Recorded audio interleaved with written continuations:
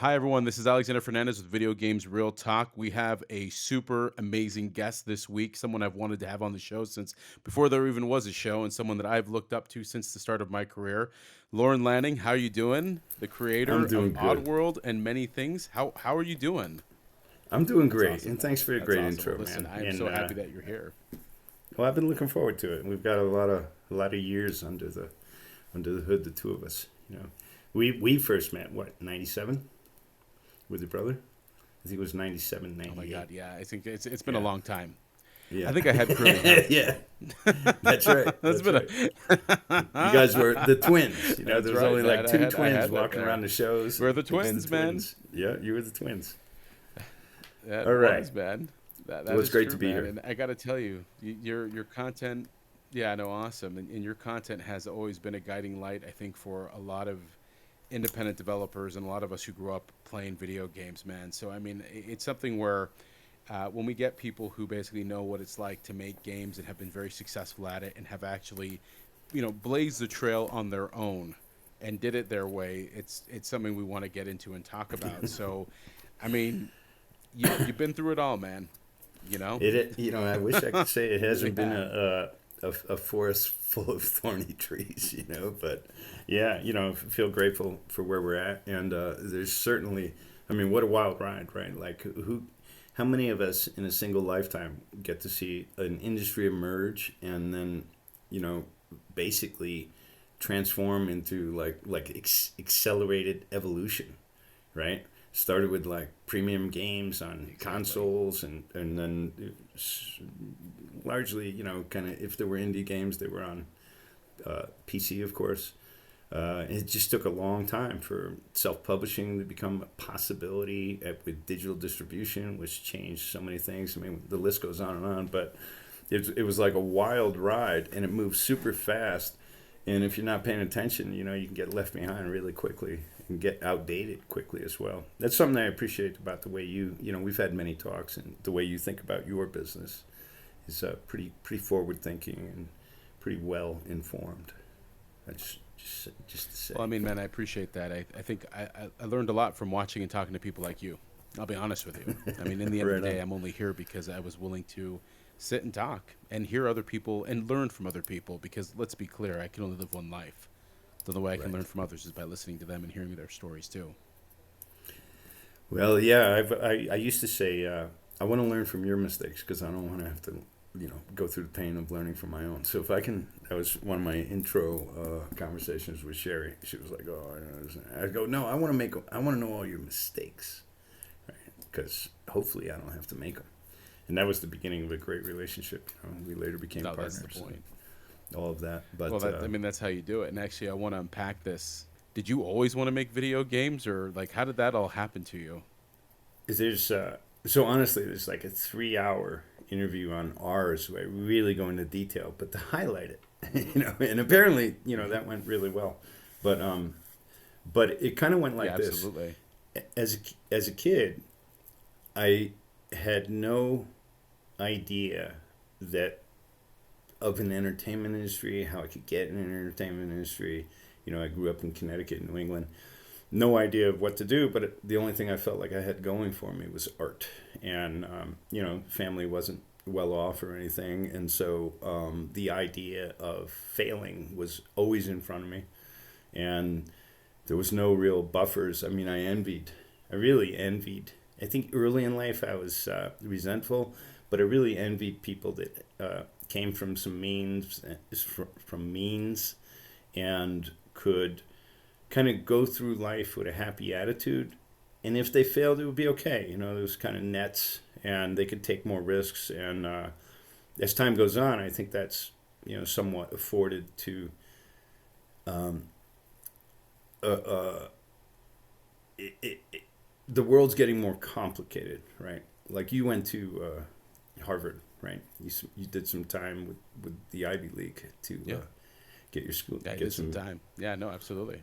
And that was and you after can we started the tell, business. Yeah, like yeah. So I think we do have a leg, so we'll just play to it, and I'll try not to speak as quickly. So, like if you're in Harvard, you can see the landscape of what these people are learning at the collegiate level, at the university level. And then you go like, well, what about people that didn't go to a school like that? You're really separating tiers of the ability to understand what's going on in the world today. And without getting into population control and why different parties have interests in keeping this sort of proletariat class unable to conceive of what its rulers might be doing. History is full of that. And some would argue that, we're still in a history that is actively engaging that.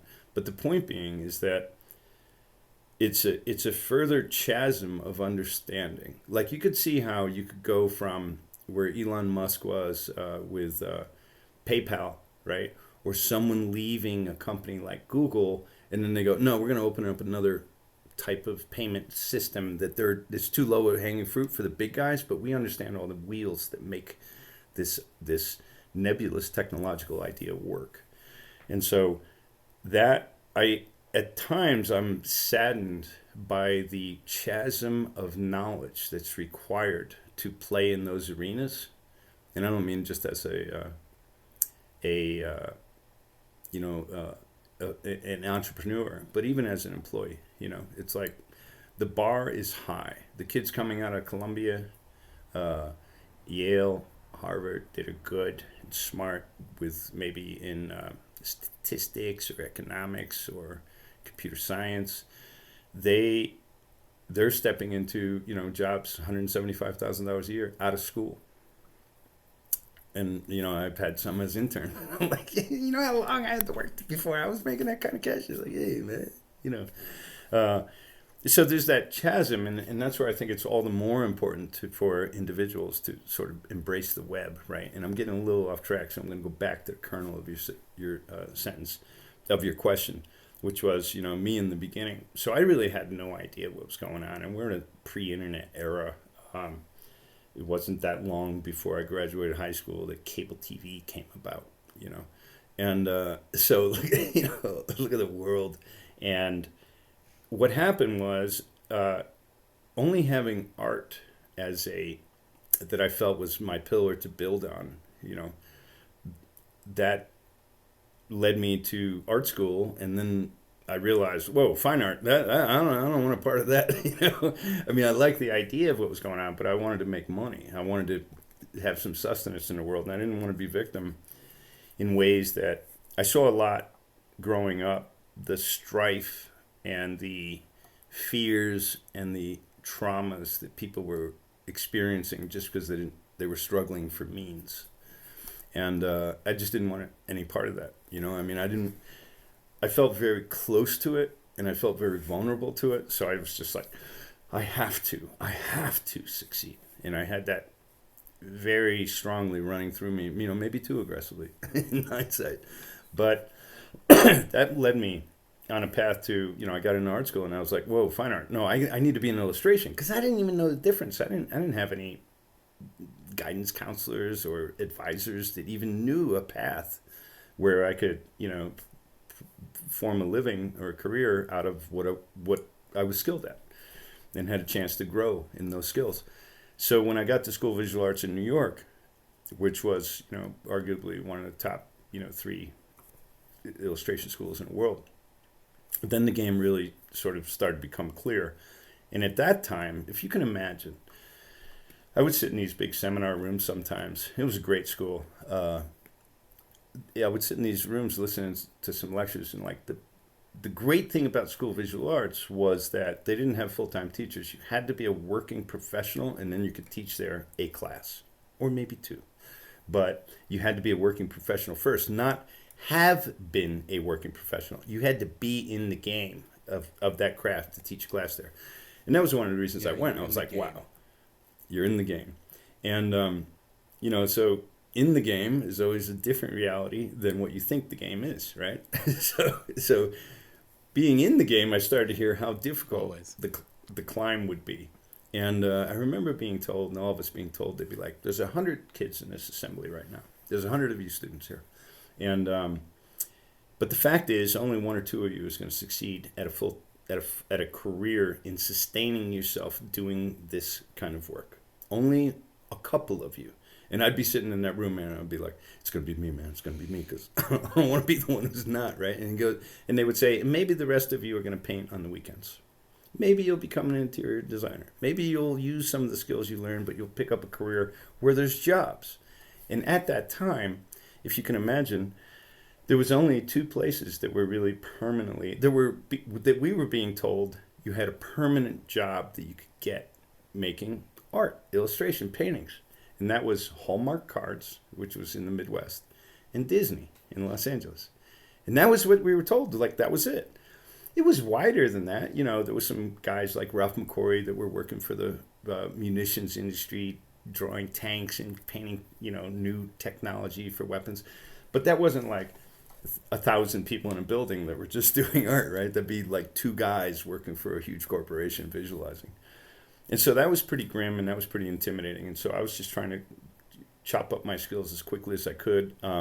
Some in a dreamy, ambitious way, like this is what I want to do. And then another in an extremely practical way of like, what can I do now that can make me some money?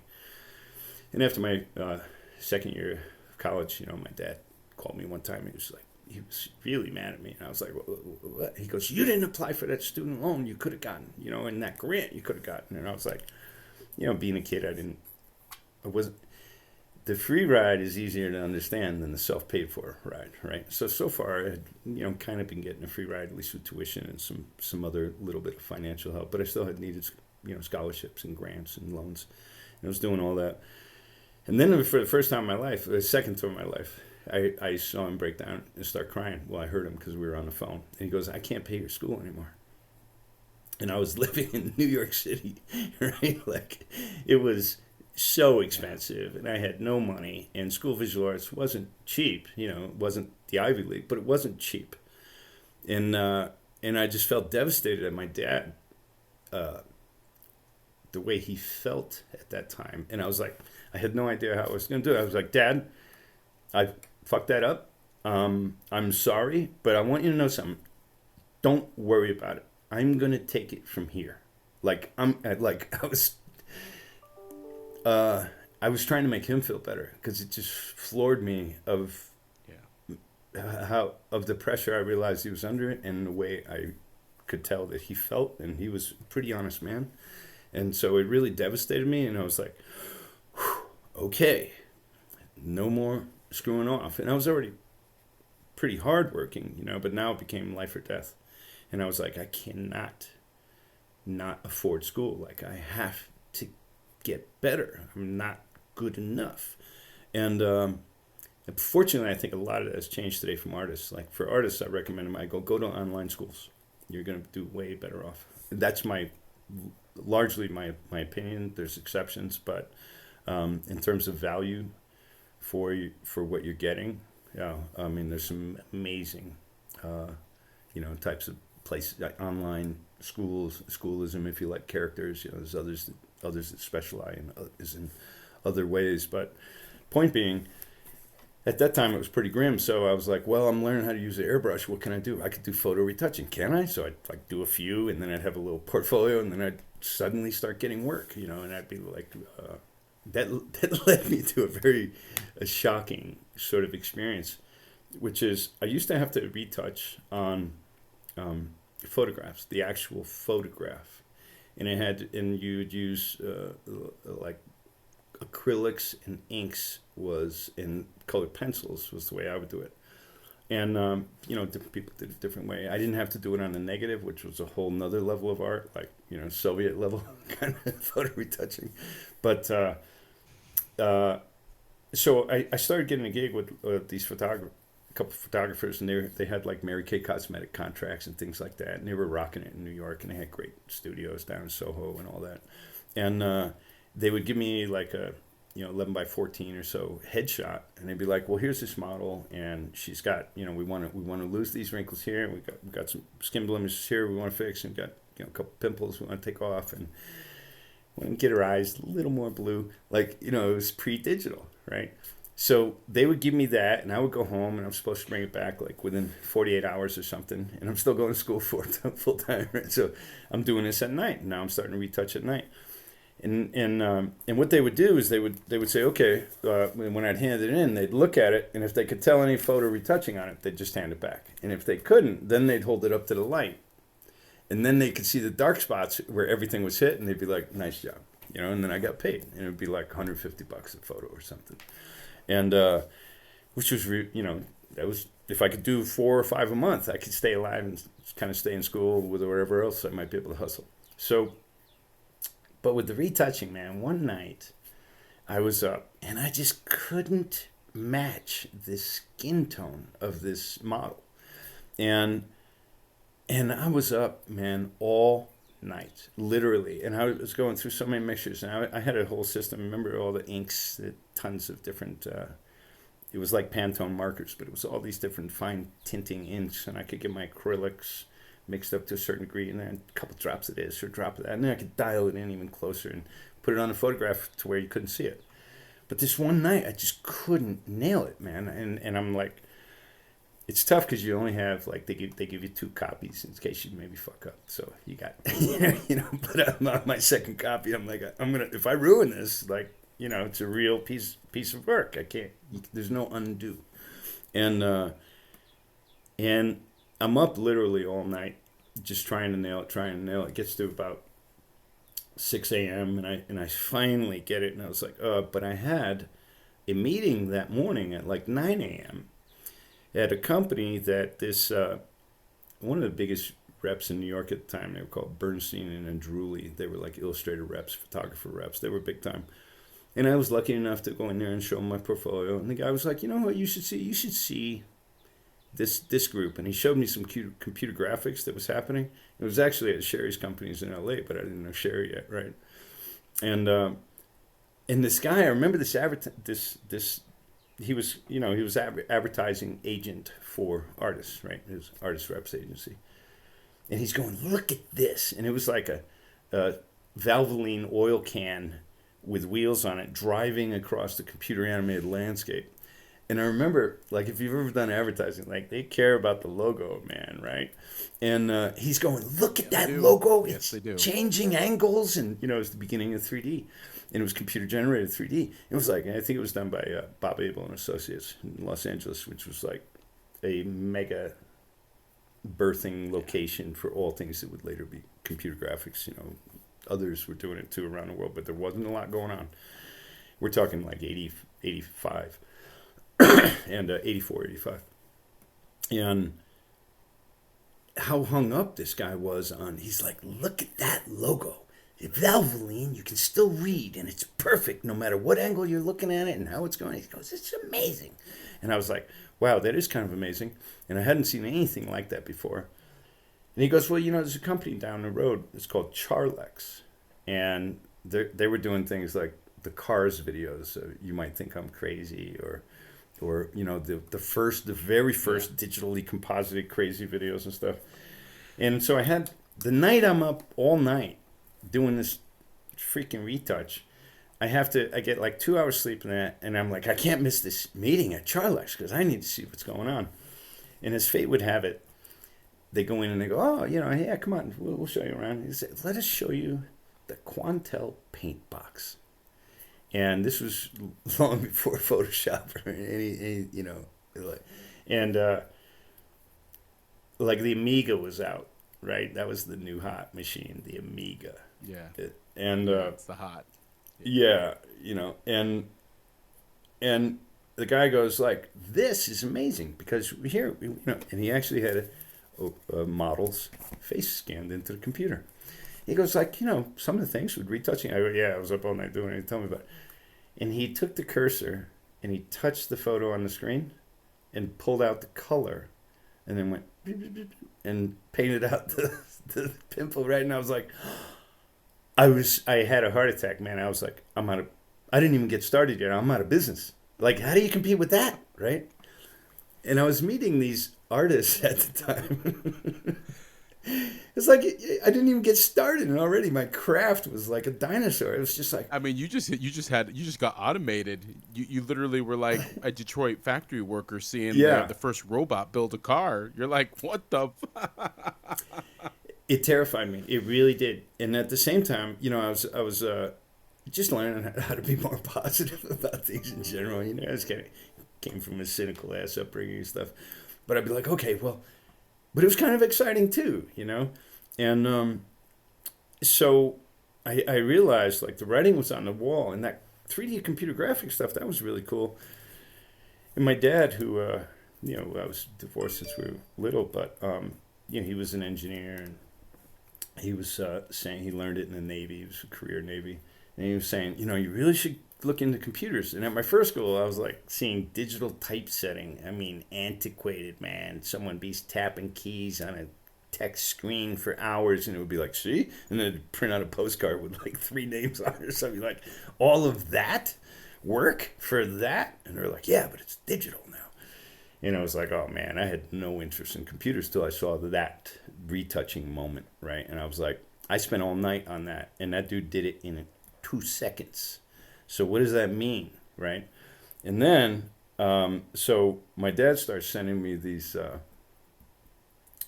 2 video series kind of at the same time. One was The Power of Myth, like he was recording on a beta machine, you know, and the other was these HBO specials on computer graphics that were happening in Hollywood. And they were always interviewing this same woman who was like general manager of,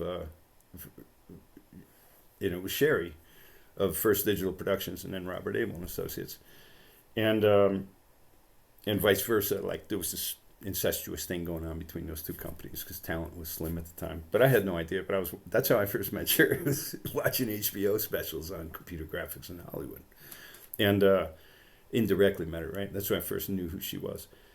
But so now I'm starting to figure out, okay, I need to make this happen. And I still needed to make money, so I was working in the South Bronx driving forklifts at Hunts Point. And if you're familiar, you know, so that was Yankee Stadium area, the burned out area. And that was just a massive life experience. Yeah, it's hardcore. Yeah, that's a Yeah. hardcore place for everyone out there who, you know, this is the 80s, man. This is not like New York now. Oh, it's gentrified and it's amazing. This is, no. Well, I used to wear, So, I got you. I used to wear a bandana like that around my head because I was trying to look Puerto Rican. Because I was the only white boy walking at 5:30 or 5 a.m. You could do it. I could see you. A little West Side Story right there going on. Yeah. Well, from where I grew up in Connecticut, like I saw a lot of hard shit and met a lot of really hard and dangerous people. And so at least I knew how not to get in trouble with dangerous people, you know. And but I still had to walk the street. And I remember because I used to carry, it was legal to carry a knife as long as it was exposed. So I used to carry this really big Bowie ivory-handled knife. So at night, you would see it in my back pocket. And many times, you know, crews would be hanging out at like 5 a.m. and they've been up all night, right? In this burned out area with like still wild packs of dogs running around and shit like that. And I had to walk like 6.5 blocks to get to the produce terminal that was like one of the biggest truck terminals in the United States at that time. And that was surrounded by like razor wire fences and toll booths that felt like you were going into prison or something. I mean, it was hardcore.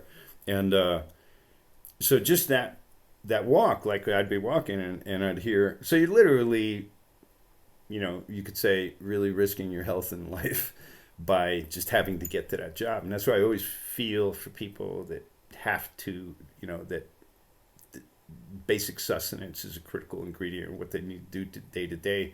And they can be in places they don't want to be, but they don't have a choice. You know, like it gave me a lot of empathy to that. But I'd walk down the street and I'd see there's a typical model, if you knew how kind of crews would hang out on corners and stuff. If they see someone coming that might be a victim waiting to happen, they send a scout up ahead to sort of see if he's got a gun, see if he's got a weapon. And so someone would come walk past me as I'm walking towards that group, and I'd just walk right past them. I wouldn't try to cross the street or do something, you know, that someone would be afraid would do. And as soon as that guy would pass me, it would only be like 2 seconds later, he'd go, "Got the big blade, got the big blade." And then I just never had a problem, you know, like I'd walk by and I'd say, "Morning, gentlemen," you know, and then to all the prostitutes, "Morning, ladies." And as a routine, you kind of got used to it, you know, and that was just the summers. But amazing to see what was going on, you know, and without getting bogged down in that story, it was like really it inspired a lot of Oddworld, seeing how perishables worked as a distribution industry.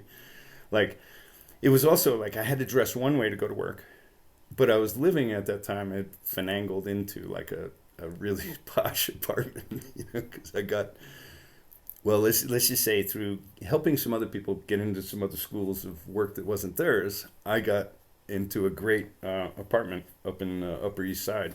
But I still didn't have any money, but it was a doorman building. We're living on the 11th floor, right on the East River. It was pretty great. And, but I noticed like how I dressed and how I looked going and coming from work, I wouldn't get the time of day from a pretty girl. Anything, I just wouldn't, you're just off. Then I'd go home, take a shower, change, and go out to like have some drinks or something like that, or whatever, with some friends. And the world reacted very differently. So it was another way of saying like, how you present yourself. I never saw it so blatant as that, like going to work in the Bronx and then coming back to Manhattan. And when you were in the Bronx, Manhattan just looked like Oz in the distance, so far away. It just looked so far away, man. Like, and I met a lot of people that basically had never gone outside like a 12-block area in their life, and they were in their 50s. Like really hardcore urban folks. And but so I'm realizing the dichotomies of like, well, this is interesting. It's like a totally different social environment for me, depending on how I look. And Manhattan was grim because it was so expensive. You couldn't afford to do anything. So I used to like go sit on the East River and watch rats, or literally because I had no money to go. Everything costs something unless you want to hang out in Central Park, and it's often raining. So it was kind of grim. It was a bit depressing, but trying to get rolling. And but the perishables kind of gave me insight into the sensitivity of perishable distributed goods, and how volatile the distribution chain was.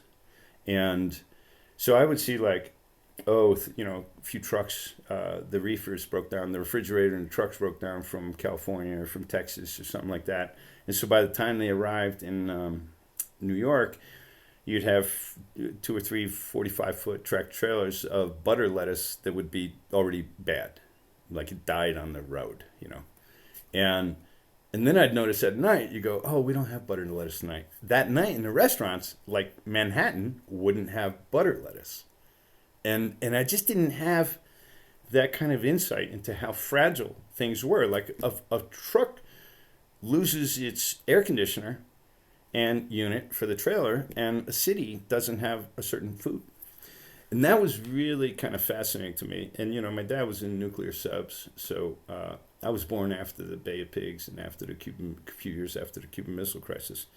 But, he went through it. And so he used to tell me, like, in the future, wars will be waged over fresh water. Like, I was getting all this grim shit from him, He wasn't doing it to try and be grim, but he was living it. And they were putting these guys in subs for, like, see how long they could last underneath the Arctic, and see if they go crazy. Like, he was going through that shit. And so I was starting to get this view of the world that was just making a little more sense, and a little more of the fragility and the volatility of it. And that started, so there's a few things happening simultaneously.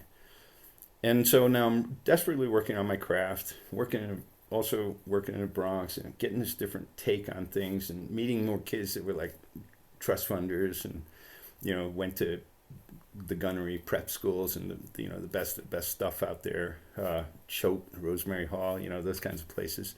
And normally I grew up kind of resenting people that had more, but I was starting to get more insight into a wider range of people, and how smart they were, and how they thought about things. And so I'm getting excited on another level of like, I can I can get better with time. I wasn't born into a caste system that I needed to sustain. So I was getting really ambitious, and really aggressively ambitious in terms of like, how many hours a day am I going to work? And I remember I was like, well, most people might be working 40. So let's say I have a paying job for 40, then if I can probably squeeze in another 40 hours a week in refining my craft. okay, so I'm going to be on an 80-week schedule, 80-hour-week schedule. Like I was doing this in college and just figuring out how I always felt behind others that were ahead of me. Like I'm looking at the dude operating a paint box and I don't know what the hell's going on, but I'm like, how do you learn that? You know, I didn't see a path. They weren't even teaching it in art schools yet. And I think it was like $1 million for the system. It was something ridiculous back then, you know, paint box, Quantel paint box. But I'm starting to, you know, shape all this stuff. And so the weight of the world is kind of weighing a bit heavy on me. And this leads into becoming a content creator and what the real trigger was, you know, storyteller. So, you know, I was making, like, still painting. I like dragons and I like the guys on, you know, Frazetta stuff and things like that, you know. And I was like, oh, yeah, you know, I was getting better at it. And then one night, this artist that was my favorite artist, fine artist in the world. Now I was seeing his work in different museums, including like the Whitney Biennial and the Modern and shit like this. His name was Jack Goldstein. And then through a circumstance of events, it was just, you know, I wound up meeting him. And he was in my apartment, and I won't say why, but but he's there, and he's with another art critic, like this woman that he's kind of hanging out with, maybe dating, and she was kind of a well-known New York art critic, and he's there, and I was like, holy shit. My roommate told me, yeah, man, Jack Goldstein's stopping by. He's actually a teacher of mine. I was like, no way. And these canvases were like perfect. And I'll give you an example. I was walking through, not William Morris, not CAA. Who's the other big three? Not Endeavor. The other one in LA. It was ICM? not ICM. Was it ICM? No, it wasn't ICM. It may have been William Morris, but I don't think it was. So anyway, I'm walking through this huge talent agency in LA like a year and a half ago. And there's all millions of dollars art on the wall. You know how it is down there. And I stopped in front of this one. It's behind glass, and it's a big canvas. And I said, that's a Jack Goldstein. I said, I remember that painting. And they went, that's a painting? We always thought it was a photograph. I was like, yeah, well, that's one of the reasons I liked him. So I met the guy. I later ran his studio. And I'll get to that in a second. But I later, when I'm meeting him, I'm like, hey, I'd love to show you my work. You know, and he's like, yeah, okay. And I start showing him these paintings, you know, dragons and shit like that. And he goes, and I'm saying, you know, I really want to learn more of this. And I feel like I should learn more of that. And I was majoring basically in photorealism at the time. So I painted and drew pretty well. And he's looking at it, he goes, yeah. He goes, you paint just fine, man. You just don't have any ideas. And I was like, what? And then the art critic, New York art critic, right? So she just lays into me. She's like, yeah, man, like, don't you give a shit about anything in the world? Don't you have a passion? Isn't there things you care about? Aren't there things that bother you? Because that's what you could be using your talent for, or are you just impotent? Like, that was almost verbatim, right? And I was like, you know, I'm meeting my hero, but now I'm getting slammed. And at the same time, I'm like, I never connected the dots between they're the taking way. you to the woodshed. Yeah, man. But I never connected the dots between what you cared about in life and how you could use art as an expression towards sort of, and what was the real value of an artist in history. And, you know, they had value for breaking new techniques at different times, but the most important artists always broke through thinking of the times, the way things were being perceived. The artist's value was seeing society in a different way and then being able to re-represent that in a way that got other people to start to see that too. And that was kind of how I was summarizing. It was like big hard concepts that aren't a part of our daily life can be reflected through art and shine light on our condition, right? And maybe in ways that we aren't looking, and then that tends to be more valuable throughout history. And so I was really starting to think about that, and it kind of shook me a lot. And that's where I started realizing there is a lot of things I'm really passionate about. There is a lot of things I care about. And and then I was watching Joseph Campbell's Power of Myth series that was shot up at Lucas Library. You know, and Joseph Campbell was in Lucas Ranch shooting this documentary series on the power of myth. And and then I was realizing what inspired Lucas's work, and I was realizing more. And then I started really researching filmmakers and storytellers, and I always loved Orwell, and I loved Aldous Huxley, and these types of books that had this more meaning. But I was like, whoa, wow, visuals can do that too, and this probably all seems pretty obvious. For me, this is all just dawning on me, and we had just entered cable, right? Not that long before. We weren't there was no cell phones. There was none of that crap. And so I start putting the dots together, and I start also figuring out like the real action is in LA. That's where the film is. And I was realizing my father once, this was earlier, but he gave me the original Art of Star Wars book. And when I saw that, it blew my mind. I had no idea that kind of art went into making films. Like I just didn't know. And so that was the big wake-up call. And I took a stint, and I worked with Jack for a while. Went through some really exciting and trying times. He passed on. I saw a number of suicides. I didn't see his suicide, but he made that decision later, after we had parted ways.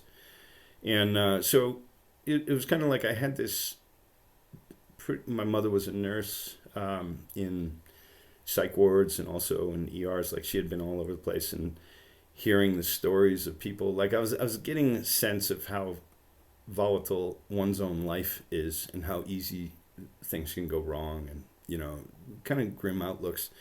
And so I was just becoming more and more determined, like if I have these breaths every day, and if I have this much waking time every day, I have to focus on the crafts and the knowledge related to the crafts. And really, I don't want to be a fine artist, but I kind of do. So I think I want to be more of a filmmaker. So I started thinking like maybe I can do matte paintings for movies, for the effects. Maybe I could work at ILM someday. And the first ILM thick book came out, and it was like, I think it was like $100, which was a fortune for us back then. And I was like, gotta have it. Like it was just like oxygen, right? I'm just wow.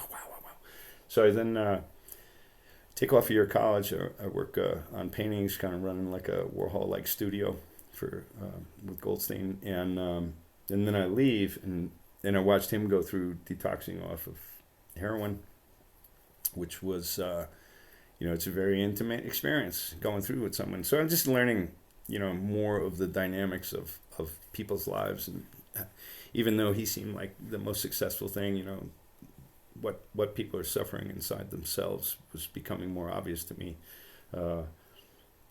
and mental health problems that I was watching people experience, whether it's from drugs or early abuse, or I was just getting like, New York City, right?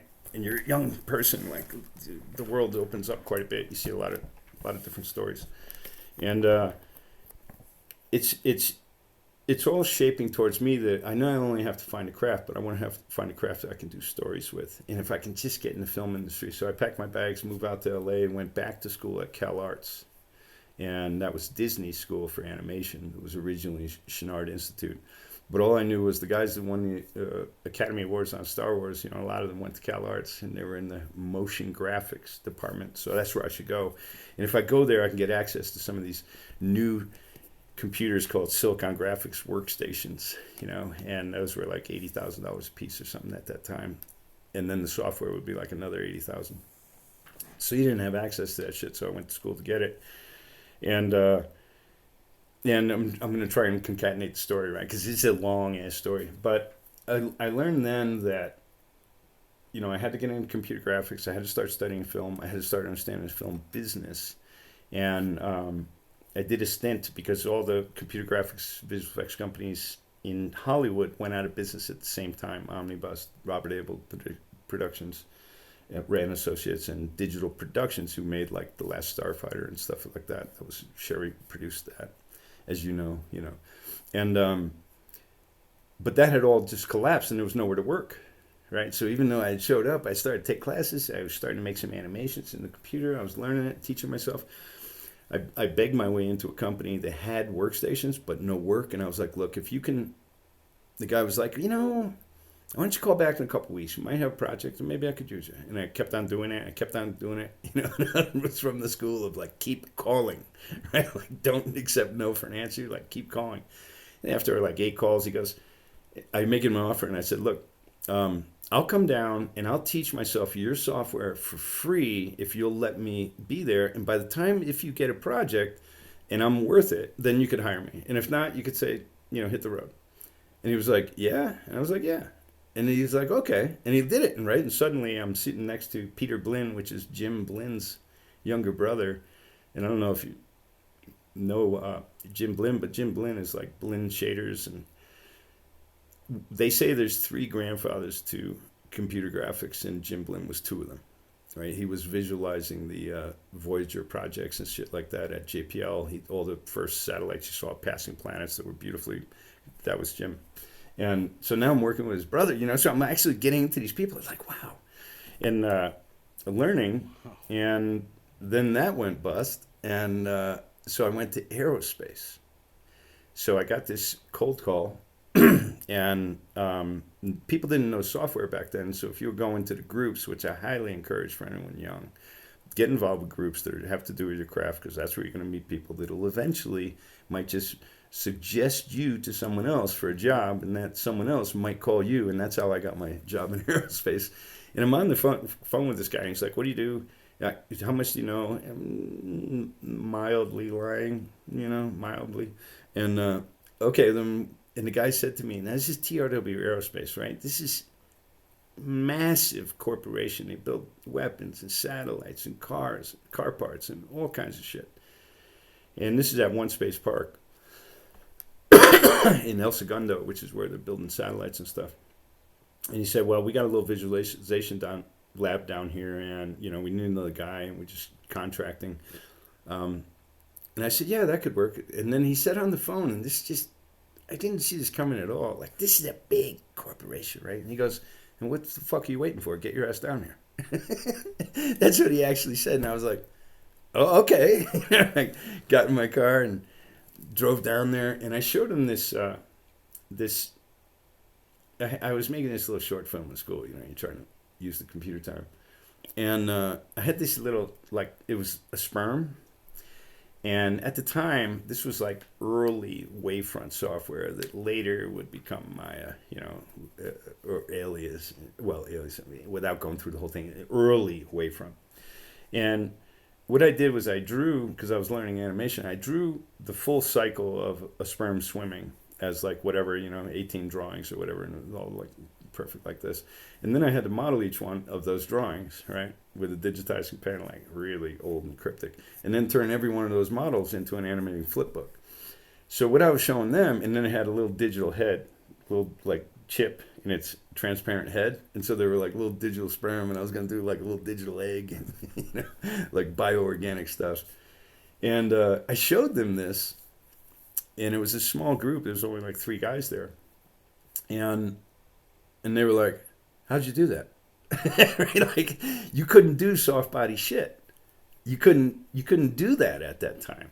And like, IK wasn't there yet, like, I mean, this was crude level stuff. And they saw that, and then they huddle, and they go into an office, and they come back. They go, look, we can pay you. And now I'm living on credit cards at this moment, right? I'm still going to school full time. I don't have any work, and I'm living on credit cards. And they said, we think there's a couple projects. We could probably keep you at least, 15 weeks or something. And but we can only pay you $75 an hour. In 1980, I think it was, now I'm like in 88 and 89. And I was like, okay. Right? Now, I didn't know his, right? And I'm just like, whoa, this is a heavenly opportunity, right? And so I had lied a little, because I represented that I knew the software better than I did, but the truth was I knew where I could Xerox the manuals. And I already had a work ethic where I go, okay, they're going to want me to work this many hours a day, and then I'm going to go home, and before the next day, I'll learn what I need for that next day. And that was my pattern, right? So, little white lie, but I knew my energy. I could keep up with it, but if I told the truth, I probably wasn't going to get this gig, So, So now we're at Christmas, and this is just how hardcore I was, right? So I had a girlfriend that was visiting me from New York. That we still had a thing going, and she comes for Christmas, and she goes, "What are we doing for Christmas Eve?" And I was like, "Well, it's the only day that I have the key to the lab, and there's no one there, guaranteed. So I got to go up to Cal Arts, and this was so not okay in that day, right? Like it was not okay to copy a manual, man. That shit was valuable, but I knew I wasn't doing. I mean, let's be clear about this. You're basically doing the Pentagon Papers with a computer manual. That's right. That's right. This is. So so I know I'm like, no, I can do this. I can get in another 7 hours a day after the drive. I can learn that. I can read these things, and it's all making sense to me. So, and I pulled that off. And what the projects were was the Reagan was still president, and the Cold War was still going on, and we were visualizing what this little lab was doing was visualizing the Star Wars weapons programs and the different things like that. My God. So it was really fascinating because if you knew anything about how the military works, or especially, let's say, the military-industrial complex works, everything that is classified is, and even if it's not, but it's still compartmentalized. And so, like, my brother was a machinist in Connecticut. I think he worked for, like Pratt and Whitney or Bell Helicopters, like some of those industrial, weapons companies. And I'd be like, what are you working on? He goes, I don't know, it's some kind of something. I think it goes to a missile. But what we're doing is this little piece, and it just needs to have this in and that out. And if we do it right, that E-specs and that size, that's all we care about. But we don't really know what it's for. And so that's largely how, anything classified gets built is highly compartmentalized. And that's what mil specs are about, right? To make sure everyone's following the same threads, bolt nuts and bolt sizes, military specs. And so that wasn't us, though. So what was occurring at that point in time was what the scientists were saying, what the people inside TRW were saying was, look, what the scientists are now designing, the generals no longer understand. They understood bombs and bullets and planes and tanks. This is different, and they don't understand it. So we need to visualize it. And this is a guy, Jim Bannister, who later went on to become like a vice president of Warner Brothers. And, everyone in that group I became lifelong friends with.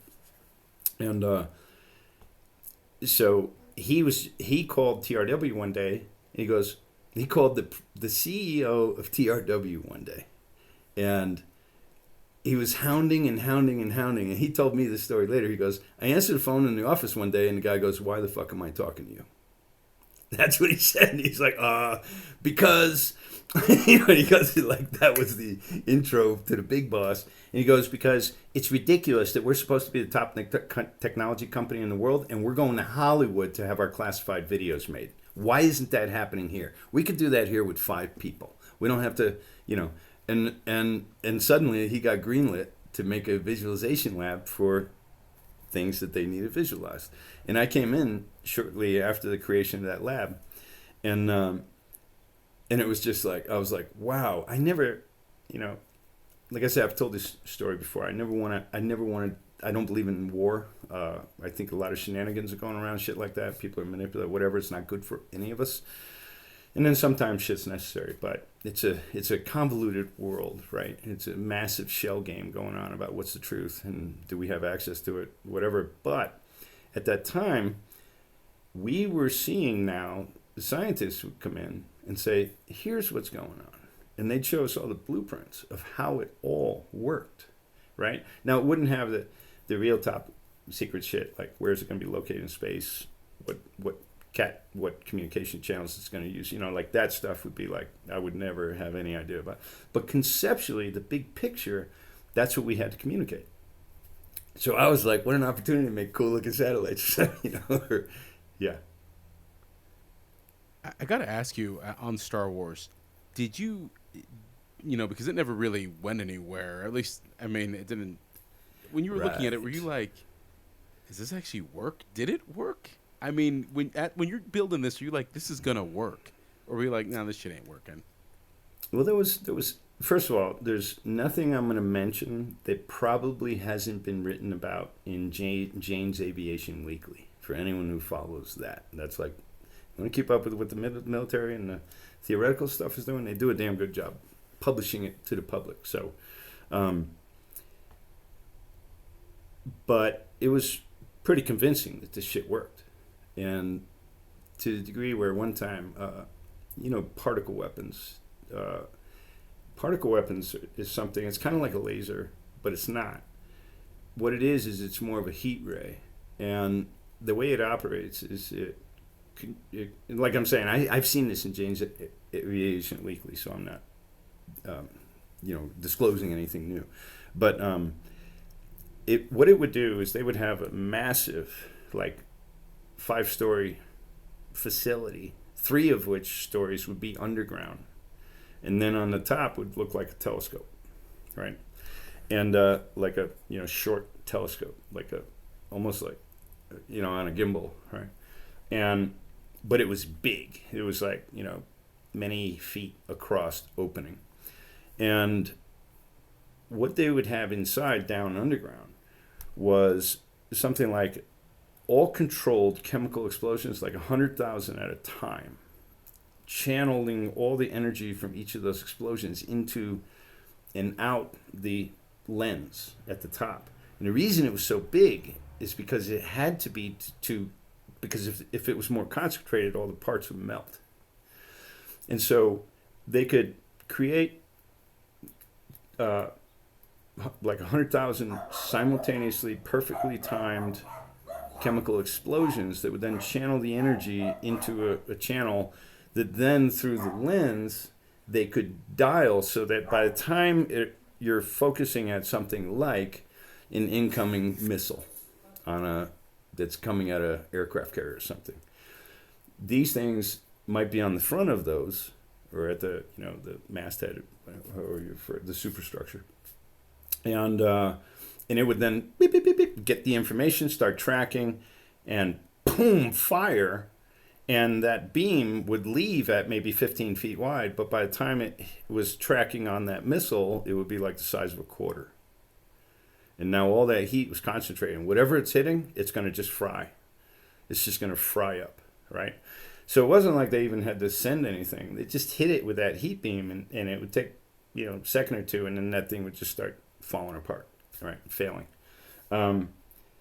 It worked because they had them on land working out of China Lake and places like that. So, but if you talked, I heard stories about people that talked to the guys that were in those things when they fired, and they were like, man, this is what we're on. Like pharmaceuticals, to not freak out, because they were like, you just can't imagine what it's like being in those rooms, control rooms, when that thing's operating. Like, it's terrifying. It is completely terrifying. And kind of like being in a tank in World War I or something, like the tank kicked your ass as much as the enemy did, right? Just being locked up in there, going over rough land with steel walls all around you. I still hear to this day, I got some friends that are special, a friend that's still special forces and stuff. He's like, man, you get in that carrier, you get in that personnel, man, you get beat to shit. Roads in Afghanistan, it's all just hard steel. It's not padded. So these guys were like, no, this is what we take, because you probably couldn't handle it if you weren't on some type of sedative or whatever it was, and I don't know what it was. But let's just say I find it humorous when I see news shows saying, should we ever be able to put weapons in space? And I just look at it like, without having the details, I go, what's the most vital communication channels today? Well, in the history of war, speed is always of the essence. And so communication, speed of communication has won and lost wars. And at one time it was the carrier pigeon was faster than the horse. And then eventually we had, Morse code and things like that, like the wire, right, with the railroads were using the tapping and the codes. But you go, our most vulnerable things in many ways could be argued that it's satellite communications for national securities of different nations and all industry, all these things. So to me, without even having to have the details, if you just look back and go, how many space shuttle missions were in when Reagan was president that were classified military space shuttle missions? So there was a bunch of them. And so I would just say, do you really think we would leave all of those satellites just vulnerable without defense? And so, it doesn't look like a whole bunch of them got shot down, right? So when I look at Elon Musk losing 40 yeah. Go ahead.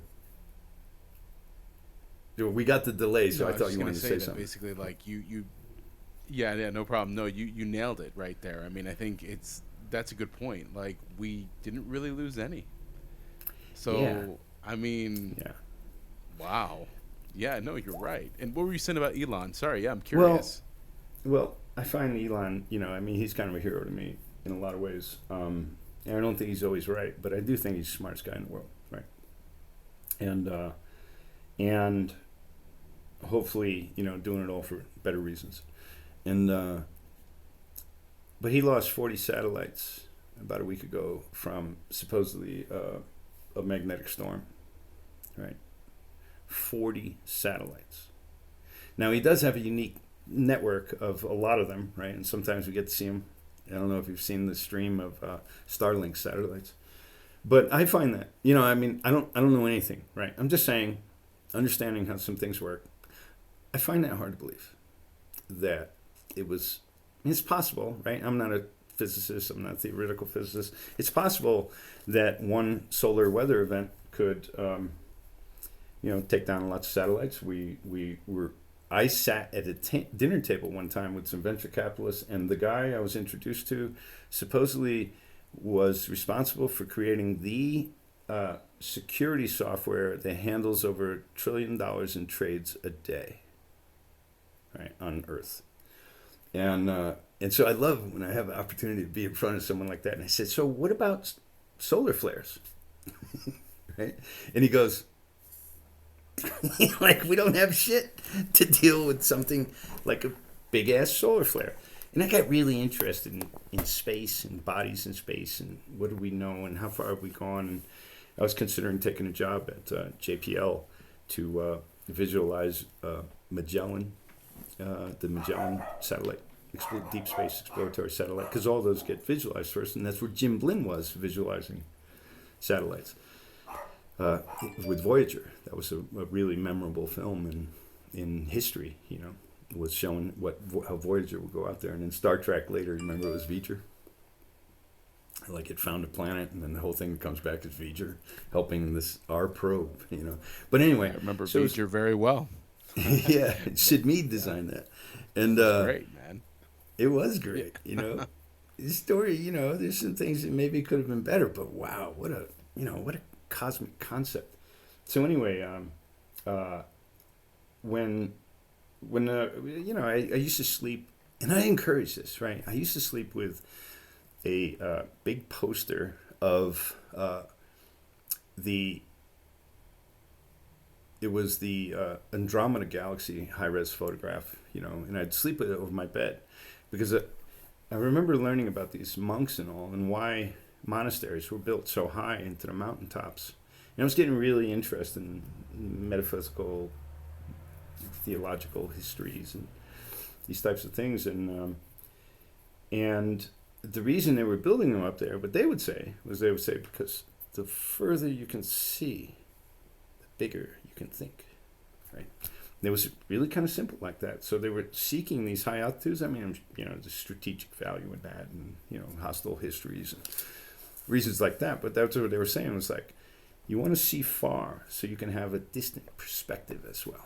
And I was always fascinated by that idea. So I slept with this poster of the Andromeda Galaxy over my bed. So when I go to sleep at night, I'd be sort of staring at, and I had another one next to it that was the solar system, and then I had another one next to it that was the moon, and then I had another one that was an eclipse. And and so I just was constantly thinking about how small our planet was, how delicate it was, how it, because some of the stuff we were visualizing was like orbital mechanics. So the place we're going is over here, but we're going to fire the rocket that way, right? Like we're going there, we're going to fire the rocket that way, because by the time they get there, they'll meet, right? Or it'll catapult off the sun first to get more around Jupiter first. Or there's all this orbital navigation and celestial navigation and orbital mechanics was like, I didn't, I'm not a physicist, right? I didn't go to engineering school or to become a scientist, but I was seeing these things and comprehending them at what I would call a pedestrian level, but they made sense, And so I was just trying to think big and think big and think big. And then I'm seeing the weapons and I'm seeing the stuff and I'm really also just doing a lot of research on the histories of the film business, like reading Goldwyn Mayer's book and reading stories. L.A. Hollywood Stories is a great book, or Joe Estahouse, Hollywood Animal, came along later. Like these stories, Robert Evans books. I mean, it just, Hollywood was crazy. And then, like off the charts, insane shit going on. It was just such a riot. And so I'm reading books on business people, like reading books on the founder of Minolta. Like Japan was really hot then in terms of, there was a great computer graphics there at the time, company there at the time called Toyo Lynx that had taken Jim Blin's Metaballs to another level. I don't know if this makes sense to anyone anymore, but if you were in computer graphics in the 80s, you were like, oh, Toyo Lynx, man. They were at SIGGRAPH every year with winning films, And so all these things are converging for me, and now I'm in Hollywood, and I eventually get a job at Rhythm and Hues, which would become a premier competitor against ILM, and would go on to, was founded by wonderful, ethical people. Like, I learned a lot in being a better person by being around the founders of Rhythm and Hues. Like, I was really, if you can be around good people that have lots of responsibility, you get some real insights into life and how to work with people and how to have integrity even in hard times, right? And sometimes hard times bring out the worst in people. I was reading stories about and watching. I want to ask you something here, Lorne. Yeah. Let me just ask you something. If you don't, just up to this point, Yeah. Because you've hit on some really interesting themes that I think are extremely important for people. And one of the main things that I got here, especially from your upbringing to just surviving, that survival instinct that you had, even though, there was some darkness that you were seeing, the will to survive and to thrive, that shapes, when I look at Oddworld, you see that in there. But also when you look at starting a business, do you feel that your early days helped you start and know that you could be an entrepreneur? I mean, do you relate those things together? I mean, I'm just curious about that, especially at that point in time. How did you see that? I had seen myself as kind of a pirate, not that I was going to go steal stuff, but it was like, how did a pirate look at the world? It's like, you don't have, you're not the East India Trading Company, but you might be able to get a hold of one of their ships, right? And so I was like, well, as a nobody, how do you attach to bigger things? And then when you're there, everything's temporal, right? So take advantage of everything you can and the relationships you can make, and particularly in the understanding of what they do. And TRW is a great example because my preconceived understanding of what they do was it was basically a bunch of sort of conservative type of people that believed in war and weapons, and I didn't agree with any of that at all. And but at the same time, I was like, how did fate ring my phone? Like, how did that happen? And then, am I really getting sort of a gift from the heavens, or am I, like I had to question where I thought my own morality and ethics were, and then I came to, I just have to keep an open mind. And if it's what I don't want to be a part of, then I don't have to stay there. And but I really have a hell of an opportunity to learn, so I better seize it, right? It arrived on my doorstep. I sought it, I created the luck for it, and this is like we create luck, right? And usually lucky people Right. are putting out enough tentacles and enough, feelers into the world and sharpening their skills and making relationships that luck befalls them, right? And so I was like, I just have to have a really open mind about it. And what I found was not what I expected. And what I found was people had really deep concerns about the world. They had really deep concerns about other countries, their own, and a lot of them felt like, well, if this is something that just needs to happen, and so how do we be better people as we're doing it? Like I remember it freaked some people out because there was a group that was dealing, let's say, more in mass destruction type of technology like nuclear. And then some people were really freaked out that they found out there was like a prayer group for that group, almost like every day before they started, something like that. I don't remember exactly what the circumstance was. And so if those of an atheist mindset were like, see, man, it's these crazy religious people, and maybe they push buttons, but really it was like people that felt like they were in a territory. This is kind of my takeaway, and I'm generalizing, but for the most part, I didn't meet like power hungry people, backstabbing people, things like that. I was in a unique situation, but what I encountered and what my takeaway was these were a lot of people that knew they didn't have the right answers in the world, but that felt they were on the right team and felt that it was kind of unavoidable that this happens. And so if it's going to happen, if it's going to be made by people, it should at least be made by people that want a better outcome for everybody. I didn't encounter this like, well, the Russians are bad, and when we blow their ass up, it wasn't that at all. But my preconceived notion was that it was probably more like that, more like Full Metal Jacket training, like infantry people or something. like Patriot games. We're sitting here basically getting ready for the end with the Ruskies. I mean, it's like insanity, right? Yeah. I'm curious on this though, from your perspective of being a commercial artist, because at that point, would you have called yourself a commercial artist at that moment in time? Because well, doing art because for money, or were you like, no, I'm a pirate artist?